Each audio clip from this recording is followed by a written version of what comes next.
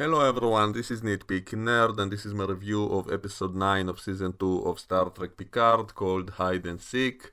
And I think it was slightly better than the previous few episodes because at least it wasn't as boring. At least something is actually happening, there are a few action scenes here and there, and a few things finally get resolved even though most of them still haven't. And there's only one more episode left and I have no idea how they will be able to cram in a satisfying resolution to all the other plot lines which they left hanging, the Q story, Soong's daughter story, the Renee story. The only thing that gets resolved in this episode is the Borg story, which doesn't really make any sense as I will explain, but at least this episode had a few action scenes and so it wasn't as boring as the previous few episodes, but the writing was still terrible. A lot of things don't make any sense at all.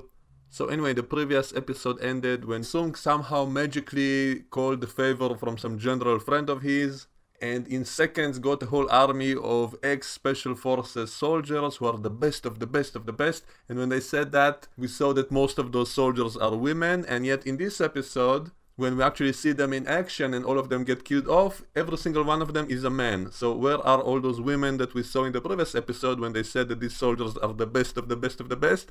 And yet in this episode we see that they are basically cannon fodder and almost useless and get killed off easily, even though they are ex-special forces, I guess from the eugenics wars, because Soong was a geneticist who was working secretly for some army organization, so I presume they are also augmented soldiers or something like that. That would make so much sense if they tied it to the eugenics wars, but they forgot about that. So anyway, he got a favor from some general friend of his. Wouldn't it be much more clever if they said it was a colonel, maybe someone by the name of Green, because that was an actual villain from Star Trek history, who lived around this time period, who was mentioned a few times. I guess this one would be a younger version, so they should have named him Major, maybe Major Green. That could have been clever.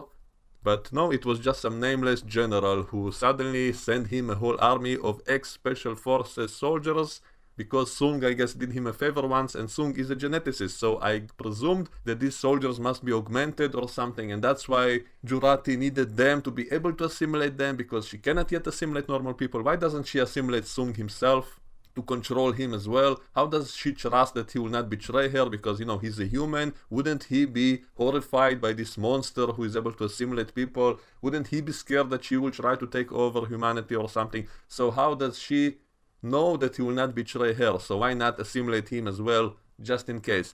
And the stupidest part in all of this is that she knows, and she even said it in the dialogue in the previous episode, that she knows that he's going to become the father of the Confederacy, which she also knows destroys all of the Borg in the future. That's why she agreed to help Picard's team go back in the past in the first place, because she knew that in that reality that she comes from, all the Borg get wiped out by the Confederacy, and she knows that Picard wanted to restore the Federation, in which the Borg were only decimated but not completely destroyed, which makes sense because the Federation doesn't want to commit genocide, unlike the Confederacy in the alternate timeline. So it was in her own interest to help them change the timeline to the correct one, because in that one the Borg are not completely destroyed. And in the previous episode she was talking with Soong, and she tells Soong there are two possible futures. One in which Renee succeeds in her mission, and that somehow saves Earth from an ecological disaster, which I can't wait to see how exactly they will explain it in the next episode, if they even bother to. And in the other reality she dies, and then Soong somehow saves Earth from an ecological disaster, which they never explain how he does that. I guess with magical force fields or somehow, which somehow will stop all the pollution, as we saw also in that episode in the beginning of the season when Q showed Picard the sky and said that Earth is on life support or something. So presumably Soong invented some kind of technology which saved Earth and also turned Earth into a xenophobic empire, basically, instead of a federation, and eventually destroys all the Borg, which the Borg Queen knows. And so she knows that he will save Earth, which will become the Confederacy, which will destroy the Borg. So why doesn't she simply kill Soong? After he gives her the soldiers and she assimilates them, why doesn't she kill him, or at least assimilate him? And later when the Queen talks about all of this with Jurati tells her, you know that this future will lead to the formation of the Confederacy, which will destroy the Borg, so why are you doing this? And then she says, I will just steal the ship and take it to space, and we will better prepare for the Confederacy so that we won't lose for them. And I constantly think, wait, why didn't you just kill Soong? And that way Earth will not be saved by him from the ecological disaster, and then there will be no Confederacy, and then you will win. So what exactly is your plan here? You're just planning to steal the ship and run away and to better prepare the Borg? Why not just stop the Confederacy while you're in the past already? Or why not kill Cochrane while he's just a kid or a teenager in this timeline? And so, why are you just planning to run away into space and to better prepare for the Confederacy in the future? And you know, what big difference would 400 years really make for a species which existed for hundreds of thousands of years? According to the dialogue of TNG, so it makes no sense. So why not just kill Soong?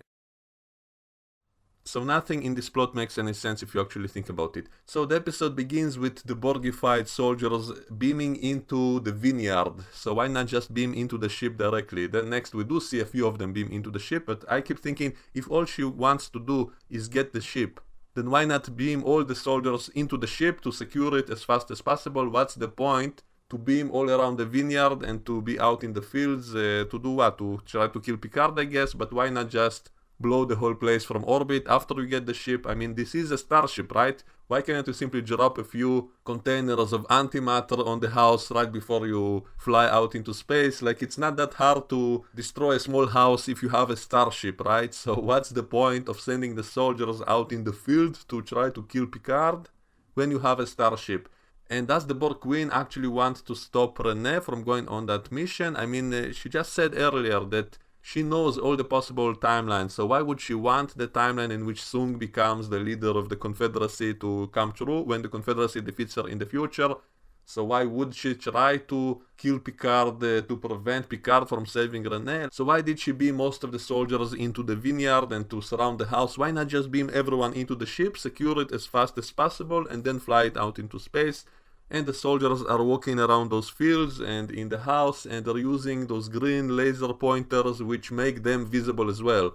And that was so silly because aren't they supposed to be special forces, and they supposedly recruited them so that they'll be better at their job? So they didn't recruit some random people from the street, and so if they retain their special forces training, then don't they act pretty stupid? Like, why use lasers which give out their own positions away to the enemy? Why not use night vision goggles or something and only activate the lasers when you really need to aim at something? Then maybe it will make sense. No, they constantly walk around with the lasers which are so powerful that you can see where they're coming from. So this was really stupid tactically. I guess they wanted them to look like Borg, you know, like that scene in First Contact when all the Borg are walking in the corridor with laser pointers on their heads. So I guess they just wanted it to be similar to how the Borg used to be scary, but nothing about this makes any sense. And they don't even have any Borg abilities. So what was even the point of assimilating them if they followed the Soong's orders anyway, because the general sent them to Soong so that they will follow Soong? So what was the point of even trying to assimilate them when they don't have any special abilities that the Borg have? And especially annoying was the part with Elnor, because suddenly it's revealed that the ship does have holograms, that it can create holograms of people, which previously I discussed this question when we talked about why didn't they bring the injured Picard into the ship and just have a medical hologram appear to treat him? And some people said, oh, this is the Confederacy starship, so maybe it doesn't have the emergency holograms and all of that, so that was the excuse. But now we learn that it does have holograms, that the ship is able to produce a hologram of anyone, so why didn't they call for a medical doctor earlier? And so again, nothing makes any sense, nothing is consistent. So when the Queen tries to take over the ship, suddenly she cannot move her hand because Jurati is still in there and is resisting it, and so she doesn't let her move her hand. And that scene reminded me of a scene from Stargate SG-1 when that kid Skara was possessed by a Goa'uld, and he was trying to prevent the Goa'uld from attacking Earth. And there was also a scene when he couldn't move his hand because the host was resisting the Goa'uld and all of that. So that was very similar. Maybe it's a coincidence. I guess it's possible. And so Jurati is still fighting the Borg Queen from inside and doesn't let her take over the ship, and she reveals that she locked the ship's computer and gave the code to the hologram of Elnor, and she tells all of this to the Queen. What for? I don't know. And then the Queen sends the soldiers to chase after hologram Elnor, I guess to get the code out of him somehow. And I keep thinking, if he's a hologram, then he's not actually a physical being, right? Then he's still in the ship's computer. So what's the point of trying to physically chase down a holographic person when you can just try to hack the computer from which he is being emitted. So nothing makes any sense, even though at some point later, apparently he has a mobile emitter, so I guess he's not dependent on the ship's computer, and they keep trying to shoot him with bullets, and I kept thinking, but he's a hologram, so bullets shouldn't really affect him. Would the bullets kill him? Would they injure him when he's a hologram? That doesn't seem very likely, and so nothing makes any sense. And then he goes to a weapons locker to pick a weapon, and then we have a scene very similar to a scene from Pulp Fiction in which Bruce Willis was picking a weapon, and so he kept searching for a better weapon. So first it was a hammer, then a bat, then a chainsaw, and then a sword, and then he takes the sword. And here we have Elnor opening a weapons locker and seeing a bunch of different weapons, and then seeing his own sword, which is somehow magically on that ship, which I remind you is a Confederacy ship from the alternate future in which Elnor was not in Starfleet. So why does his sword, and it's exactly the same sword that he had previously, his sword is somehow in that locker? And why didn't it simply appear with him if he's a hologram? Then why doesn't he create a holographic sword? What's the problem with that? So nothing makes any sense. So then he picks the sword. So this reminds me of how much I used to make fun of this character back in the previous season, when he constantly brought a sword to a gunfight. He was constantly fighting people with phasers and disruptors and using a sword on them. So even now, even though it's a hologram of him, it's a simulation of him, yet still he prefers to take a sword. Instead of taking a bunch of guns, he chooses a sword instead. And at least in this context of fighting the Borg, this could have made much more sense if they revealed that the phasers simply don't work on the soldiers that much, because the soldiers are Borg. Maybe they can adapt to the phasers quickly, and so in this context it actually would make sense to use a sword to be able to fight them, but they never had a scene showing that they are immune to normal phasers. That's what they should have done. They should have shown that he tries to shoot one of them, and the next one becomes immune immediately, and it takes a while to reconfigure the phaser, and that's why he chooses to use a sword instead, to be more effective against them. Then it would make perfect sense, but they don't do that. They don't explain that. He just chooses the sword because that's how Elnor used to do things. And then he goes around the ship, splicing all these guards up, and all of them are men now, so where are all those women that we saw earlier in the previous episode when they got assimilated, when they said that they are the best of the best of the best? And yet in this episode we see that all of them are the worst of the worst of the worst, and they get killed off easily, and all of them are men now for some reason. And they also keep searching the ship for Elnor, and this is a really small ship. I remind you, it's only a few rooms, like it's a tiny ship, and yet they cannot find him. And they walk past him, he's hiding behind a door, and they walk around him and don't notice him, even though it's the weapons locker. So wouldn't they go there first? And why don't they pick up those weapons, those soldiers who carry 20th century weapons? Why don't they take the phasers? Why don't they pick up all the deadlier weapons, at least to prevent the hologram of Elnor from taking them? So they pass by that room with the weapons and don't even bother to peek inside it, and he's hiding there, and it's a tiny ship. Most of the soldiers, instead of beaming all of them into the ship to secure it completely, for some reason most of them are out in the field using laser pointers which reveal their own location. And Picard and his team are hiding in the Picard house, and I think one of the problems in this season is that they simply had budget restrictions and they only had a few places to film, and they couldn't afford any more locations, and so they had to write it in such a stupid convoluted way so that all of the stories will be in the same places. So we had Guinan's bar, we had that street corner, we have the ship, and we have Picard's house, and that's basically it. So they have to somehow make the plot work in only those sets. And so that's one of the problems, that everything feels so lazy and cheap. And so Picard is hiding in the house and still having flashbacks about his mother. He has them in every single episode, and it's the exact same footage again and again and again.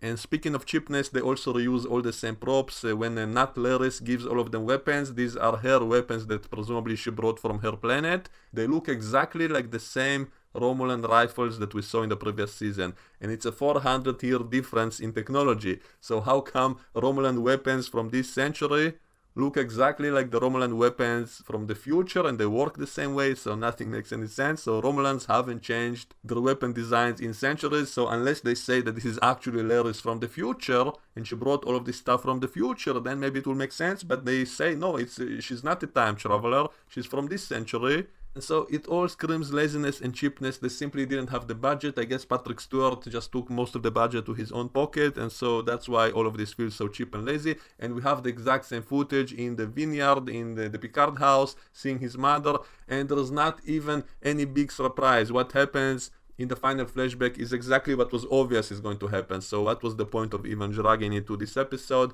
So we see that the young Jean-Luc unlocked the door of his crazy mother, and then she went out and committed suicide. She hung herself, and I guess he felt guilty about that, and that's why it's such a big trauma for him, because his mother died because of him. And once again, this is a huge continuity mistake with TNG, in which we saw Picard's mother as an elderly woman. And at least in this episode, they do have a small line trying to explain that away by saying that he used to imagine her as an older woman. So at least they are aware of the fact they're committing a continuity mistake, because he saw his elderly mother, presumably as he remembered her when he saw her in the corridor of TNG. And yet now we know that she actually died when he was just a small kid. And so at least they said that he only imagined her as an old woman. The problem with that is that a picture of the elderly mother also appeared in his family album, which we saw in Star Trek Generations. I will show clips of all of that on my other channel. We actually have some behind the scenes footage showing the full album, and in one of them we have a photograph of his mother as an old woman. Now, I'm not sure if they actually showed that specific photo in the movie itself, so we can still say it's not canon because it wasn't on screen. It was only in the behind the scenes stuff. And so technically I will have to concede to the fact that this might not be a continuity mistake, even though it still doesn't really feel right, because, you know, when he saw his mother in the corridor, he didn't have any problem of recognizing her as his mother. He didn't seem shocked by that if he didn't see her since he was a small kid. And yet the way the dialogue was constructed in that scene, it was as if it was just a casual, oh, you died a few years ago, not you died when I was a little kid kind of feeling. And so it still doesn't really feel right to me, but I'm willing to concede that because they addressed it in the dialogue, then they explained it away by saying he only imagined her as an elderly woman when she never was. She actually died when he was a kid. So technically it's not a direct continuity mistake, because they did bother this time to try to explain that. And it's also annoying that his older brother was not seen in any of these flashbacks. He was not in the house, apparently. He was mentioned early in the season. I think they said that he toils away at school or something like that. So does he live at his school? He never comes home, even though they have transporters in the future and all of that. Yet he never comes home for a visit. He's living in the school, and that's why we don't see him in the flashbacks, because they didn't want to bother having another kid actor in the show, I guess. And I don't necessarily have a problem with the idea of kind of retconning Picard's backstory and adding some tragedy and all of that. I even think it could have fit if they did it a little bit cleverly.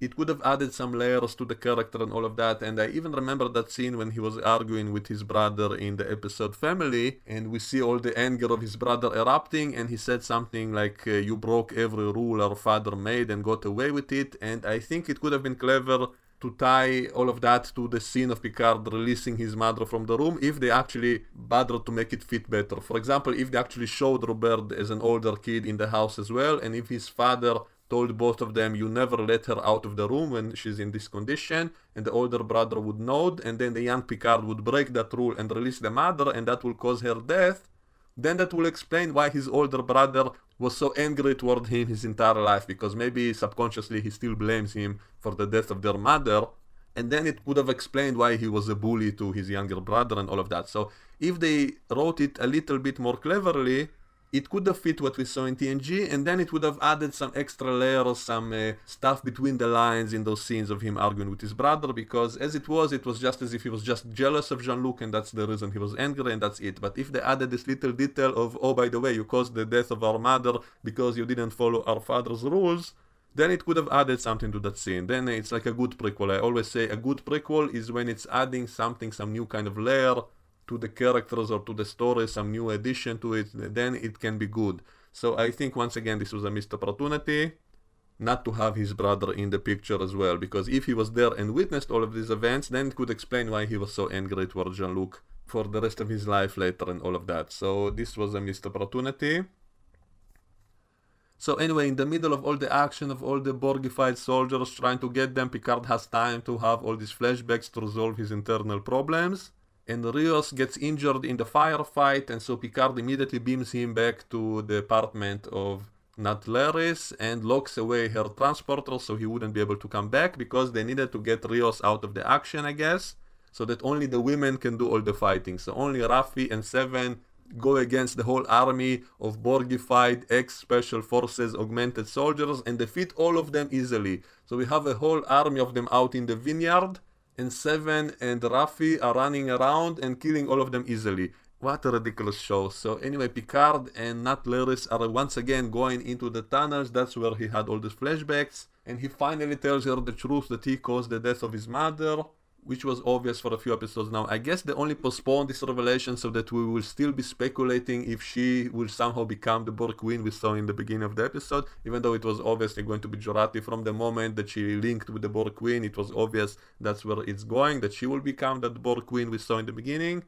And she also goes to the morgue to take the suit of the Borg Queen to wear it herself, and it was revealed to be some kind of nano-suit. And so this makes no sense, because the Borg Queen was captured by the Confederacy in the beginning of the season, and if her outfit is made from these advanced nanoprobes which can create tentacles and all of that, why didn't they remove it? Why didn't they only leave the Queen with the bare minimum life support without any of this nanotech stuff that is so dangerous? So this doesn't really make any sense. So Jurati takes her nanotechnology suit to wear it herself, and now she can create all the tentacles and all of that. And Raffi and Seven apparently killed all the soldiers outside the ship, and they now go into the ship. And now Jurati uses a nano-tentacle to stab Seven through the stomach. And then we see another scene of Jurati talking with the Borg Queen in their mind, and now Jurati has the necessary endorphins of sadness because her friend got stabbed, and now she can take over, and the Borg Queen tries to stab Seven with a knife after she already stabbed her with a giant tentacle through the stomach. Somehow that didn't kill her, but a small knife will kill her, and yet Jurati doesn't let her stab Seven with the knife, and so Raffi just sits around looking at all of this, not doing anything, and she cannot see or hear the conversation that Jurati is having with herself in her mind, and yet she apparently knows what's happening, so nothing makes any sense, as I said. And then Jurati manages to convince the Borg Queen to become a better person, to make a peaceful Borg collective instead of the normal one.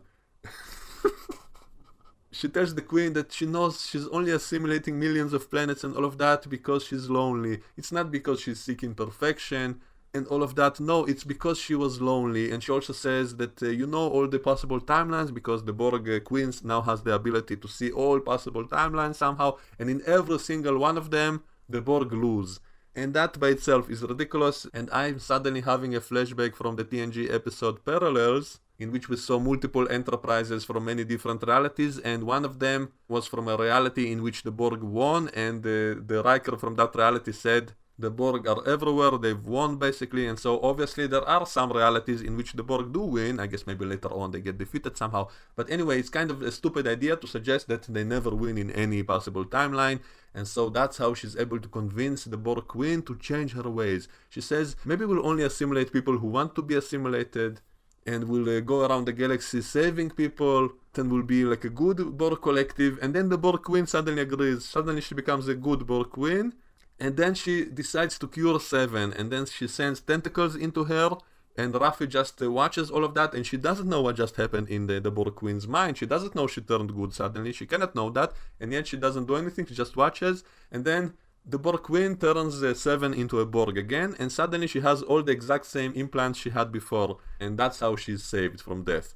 And I don't have a problem with the idea of kind of assimilating Seven and having her have new Borg implants to save her life. That's all fine. That's a neat way to restore her body to a half Borg body and all of that. But why does it have to be the exact same implants? That is just so cheap and lazy. Once again, just reusing the same makeup, the same props, and not trying to be original or imaginative. Why not use the opportunity to kind of retcon and reimagine her Borg makeup to make it look a little bit different? No, she has the exact same glove on her fingers. She has the exact same implant around her eye. It's the exact same makeup that she has at Seven. So that was so silly. Why give her the exact same implants?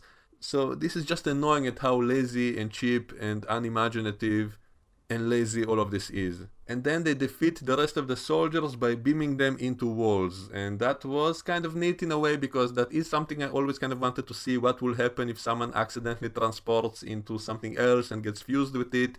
But the execution is once again lazy because first of all they appear right next to where Picard and Nat are walking in the corridor.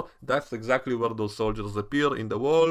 And also they appeared to be dead immediately. Like they just appeared in the wall, their head is outside of the wall, and yet they are not moving at all. They appeared dead in a second, so it doesn't make any sense. It would have been cooler, maybe creepier, but in a good way, if they actually were alive for a few more seconds before dying because they'll get stuck in the wall. And so that again looked very cheap and lazy, and so the special effect itself looked kind of cheap, like they kind of photoshopped them into the wall, and so it all looks very cheap and lazy.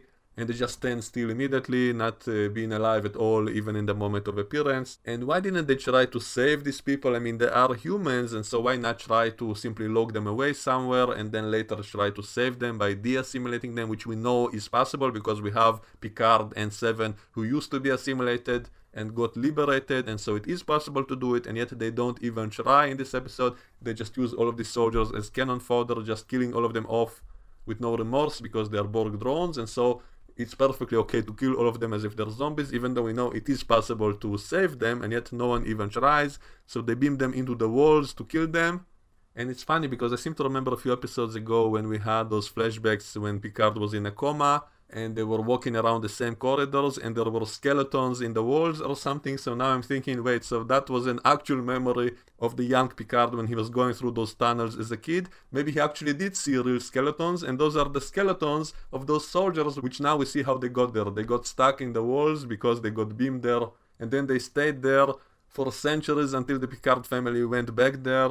And then Picard, as a little kid, was exploring those tunnels, and then he saw a bunch of skeletons in the walls, and so maybe those are the actual skeletons of the same soldiers that we now see how they got there. So that was kind of hilarious. In a way, I don't think it was deliberate. I think in the previous episode, when it was in his coma, they just put some skeletons there just to make it more creepy, but probably it's just a coincidence. So, Picard's father also must have seen that, but he didn't care. He never bothered to call the authorities to figure out whose skeletons those are. He just left them in the walls, I guess. And he never bothered to get his wife some medical treatment, even though in TOS it was mentioned that the Federation has a cure for all mental illness, and yet Picard's father never bothered to give his wife some treatment. He just used to lock her away in a room and not get her any help. And some people in the comments defended that whole idea by saying maybe she simply refused treatment and that's why she didn't get the cure.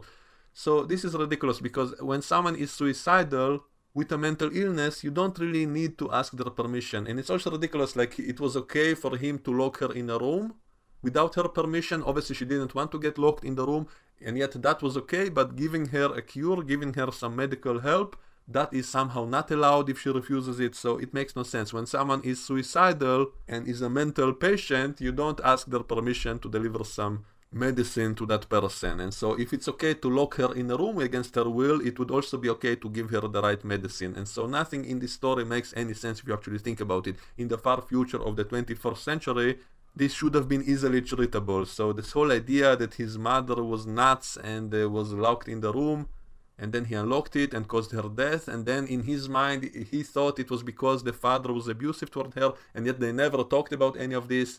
Later in his life, they just didn't mention that incident again, so it doesn't really feel like it fits continuity. It feels like a lame retcon to try to add some tragic backstory to the character, and all of this kind of ruins the character, because, he keeps having these flashbacks this whole season, even in dangerous situations. He keeps thinking about his mother all the time. Which begs the question, was he always having those flashbacks his entire life? For 90-something years, he always had that. Back in TNG when he was commanding the ship, he actually always had those flashbacks as well. He only didn't talk about it. So this seems really ridiculous. Like with all the other stuff that happened to him, being assimilated by the Borg, having the rest of his family burn in a fire, which was never mentioned in this show for some reason. All of those other tragic stuff that happened to him, that never bothered him. Only this one incident with his mother when he was a little kid, which he didn't even remember properly. He remembered it in reverse or something. So nothing makes any sense if you think about it. And also there was a scene when Raffi asks Seven how come she never joined Starfleet, and that seems like an odd question to ask your lover who you supposedly knew for many months, because I think they said it was over a year since the previous season. I think they said Laris's husband died like a year and a half ago, so it was a long time in which Seven and Raffi were together. by this point, and yet only now she asks Seven why she never joined Starfleet after knowing her for 2 years almost apparently, and yet only now she asks that question. And then Seven says that she wanted to get into Starfleet, but Starfleet wouldn't take her in, that Admiral Janeway couldn't even get her into Starfleet. And that again makes Starfleet look like xenophobic, racist assholes, just like they made them look in the previous season. That was before the different timeline of the Confederacy. That's supposedly the normal Federation. The normal Starfleet was evil and corrupt and racist and xenophobic, even in the normal timeline. So according to Seven, they didn't want to take her in because she was a Borg, which makes no sense because, Picard stayed in Starfleet even though he was also a liberated Borg. Also, it doesn't fit what we saw in the previous season when we saw Icheb, who was also a former Borg drone. He was a Starfleet officer in the previous season, so obviously they do accept former Borg drones into Starfleet. And so why didn't they accept Seven? They make it sound as if it's because she was Borg, and so it doesn't seem to fit their own continuity even inside of this show. Another annoying scene was in the middle of all the action. They need to stop everything so the traffic can have a dramatic scene with the hologram of Elnor to apologize to him for manipulating Elnor into joining Starfleet, which led to his death. And at least they acknowledge the fact that she knows she's talking to a hologram, and yet she does it anyway. And in the middle of all the action, they need to stop everything so that she can apologize to the hologram of Elnor, even though she can easily do it later after they finish with the action, after they save the situation. Then she can have a moment with hologram Elnor to apologize to him, unless she read ahead and she knows they will not have the ship later because she read the end of the script, I guess. So nothing makes any sense if you really think about it. And another stupid line when they were in the house hiding from the Borg soldiers, and Seven said we should split up to attack the soldiers from different directions, and then she said we should divide and conquer. And then they split up into smaller groups to go after the soldiers. And that line pissed me off because that's not what it means. The phrase divide and conquer means dividing your enemy to weaken your enemy. It doesn't mean splitting up your own force to conquer them better. So the writers don't know basic stuff like that. They misinterpreted a very common phrase. And so how stupid are the writers? They said divide and conquer means splitting up your own team into smaller groups to better conquer the enemy. That's not what the phrase means. What it means is splitting up your enemy to make them fight each other, to weaken them and stuff like that. It doesn't mean split your own forces up. So they get everything in reverse. Everything is upside down in the show. Nothing makes any sense. Everything is stupid. And then in the very end, when Jurati becomes the Borg Queen and she's going to become a better Borg Queen that will peacefully assimilate the galaxy, only people who want to be assimilated, and then she just takes the ship and flies out into space and they let her. And if she's now a good person, then why doesn't she stick around for a while to help them out, to help Earth get saved and all of that, to help them in their mission? If she's still Jurati, if she's now the good Jurati, if she's now a good Borg Queen, so why does she leave immediately? Why not stay for one more episode to help them out? No, she just goes away. And they said she goes to the Delta Quadrant. And so I keep wondering, so wait, how exactly will this timeline becomes the real timeline that is supposed to be? So it will now be a different timeline no matter what they do now, because now there will be different kind of Borg out in the galaxy. They even say they're going to the Delta Quadrant where the rest of the Borg are. They're not going to some unexplored corner of the galaxy. That would make more sense if there will be a different smaller collective somewhere else. Then maybe it will not interfere with the normal timeline. But no, they say that she's going to the Delta Quadrant to meet up with the rest of the Borg, I guess. And so how exactly will it fit with the normal continuity? So nothing makes any sense. And also they never explain how come Jurati, the Queen Jurati, knows that Picard loves the phrase look up, which he heard from his mother. I mean, she never heard Picard talk about it. He told that to Nat Leres. He never told that to Jurati. So how will Jurati know to say that to him when she meets him again in the future? When she will come to join the Federation or something? And why did she attack the bridge crew? If she came in peace later on, then why did she use those tentacles to try to take over the ship, which caused Picard to do the self-destruct, which started this whole season? I guess now she will have to do that to fulfill the time loop, because if she doesn't, it will be a paradox. So I guess she's stuck now having to do that thing with the tentacles and cause the explosion, because that's what started the whole chain of events in the first place. So now I guess to prevent butterflies, she will have to do that to fulfill it. And I guess in the end of the season, Picard will not activate the self-destruct, and so if she doesn't, then it will prevent anything from happening anyway. So then why did she attack the crew with the tentacles if that's going to happen? So nothing makes any sense if you think about it. And how did she know to tell him to look up when she never heard him say that? I guess maybe she has all the memories of the Borg, and because he used to be in the Borg collective as well, that's how she knows. I guess I can come up with excuses for everything, but the writers don't seem to bother with anything making any actual sense. The only thing I liked when they did that whole flashback of his mother dying is that they did make him say that he used to imagine his mother as an older woman, as if she lived, and so at least that kind of puts a patch on the giant plot hole of his mother being older in TNG, and we have her photo in the album of the Picard family as an old woman, even though I guess maybe we never saw that on screen, but it still kind of pisses me off. And if the Borg Queen is now good, then why didn't she stay around for one more day to help them save the future, to have the good Federation, which is in her interest as well? She doesn't want the Confederacy to exist. So Soong escapes somehow magically after he picked up a weapon of Nat Laris and wants to use it to kill all of them because he's now evil for no reason. He just wants to kill everyone. And then Rios suddenly appears after he got beamed away for most of the episode. In the very end, he managed to hack the transporter of Nat Laris and appears in the last second to save them from Soong, and then he tells Soong that weapon you're holding is designed to explode if it's held by someone that is not supposed to be holding it. And I keep thinking, why are you telling him this? If the weapon is not going to work and it's going to blow up his hand, then just let it happen. Why are you warning him of that? And then he throws the weapon into the air. Why doesn't he throw it toward them? Then it will kill them, which you wanted to do anyway, so just throw it at them like a grenade. But no, he throws it into the air, and then no one gets harmed, and then he disappears. Like a magic trick. He caused an explosion, and it's a distraction, and then he just disappeared. And then they don't bother to try to chase him. They know that he's an evil guy who wants to stop their mission and all of that. He wants to kill Renee or something.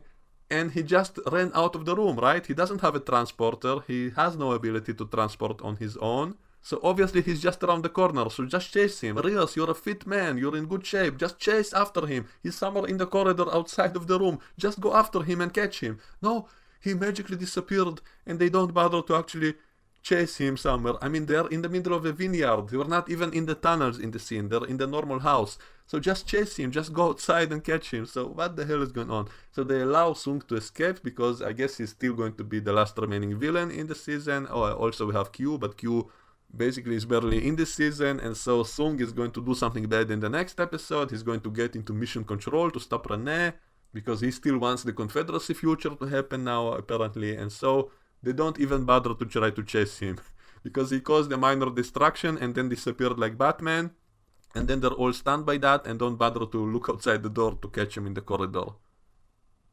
And also the Borg Queen said something stupid about two Renees, one who lives and one who dies. I guess they will try to fake her death so that Soong will think he won or something. I don't know. I guess we'll wait and see in the next episode, in which they will somehow have to wrap up multiple different plot lines. The Q story, what's up with Q, why did he do all of this? The Soong story, what will happen with his daughter? Isn't he supposed to have ancestors which will lead to the Soong that created Data? So they cannot arrest him, they cannot kill him, so he has to live on to produce offspring, or maybe his daughter will be the one to produce offspring, and then all her descendants will have the Soong face, because, you know, maybe they can explain it by the fact that she's genetically engineered. Maybe he implanted his own DNA into her, and that DNA is so strong and so augmented that it's going to produce his face across multiple generations of descendants. Maybe that's how they will explain it. I don't know. I guess we'll wait and see. So I am curious to see how they will try to explain all these hanging plot lines in a logical way, which I doubt they will be able to. So that's all I had to say about this episode. Let me know what you think, and we can discuss all of this in the comments below. And I will see you all next time. Bye bye.